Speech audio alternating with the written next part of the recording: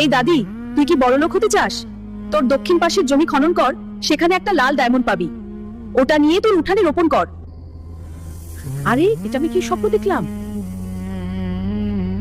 হায় আল্লাহ, আমার তো অনেক ভয় করছে। তাড়াতাড়ি যাই, জমি থেকে ডায়মন্ডটা খুঁজে নিয়ে আসি। এখানেই খনন করে দেখি।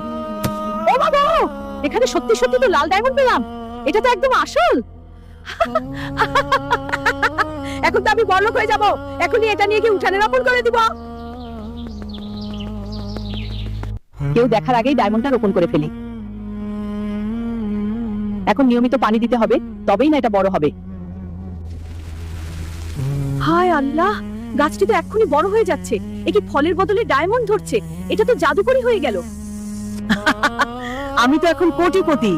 এখন এই গাছ থেকে ডায়মন্ড পেড়ে সব গরিবদের সাহায্য করব। কারোর আর অভাব থাকবে না। এই নাও তোমরা।